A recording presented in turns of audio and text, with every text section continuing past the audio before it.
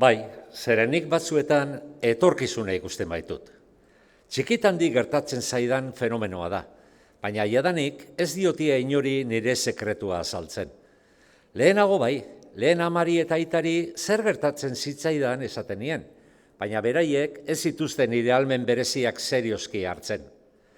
Ale estrantzean dago, esaten zuen amak, umoretsu, zerak harrapatzen ninduenean, eta gero, etorkizuna ikusten nuela entzutean, ea loteriaren zenbaki sariduna ikusi ahal nezakeen galdetzen zidan.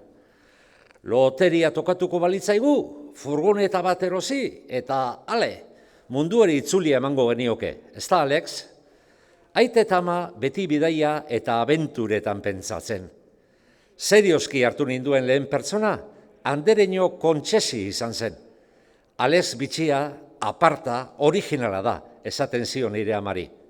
Eta nik orduan ez nuen ulertzen originalitzak zer esan nahi zuen, baina banekien gauza ona zela, zeren Andereño Kontxesik kariño handiz tratatzen baininduen. Nik uste dut irakasleen artean ulertu nauen bakarra izan dela. Zera hori gertatzen zitzaidanean, beste irakasleek herrieta egiten zidaten.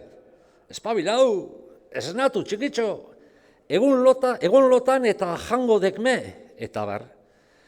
Andereño Kontxesik berriz, zerak atakatu ninduen batean, atentzio handiz begiratu zidan. Zer gertatu zaizu ez?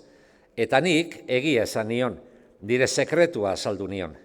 Andereño, nik batzuetan etorkizuna ikusten dut.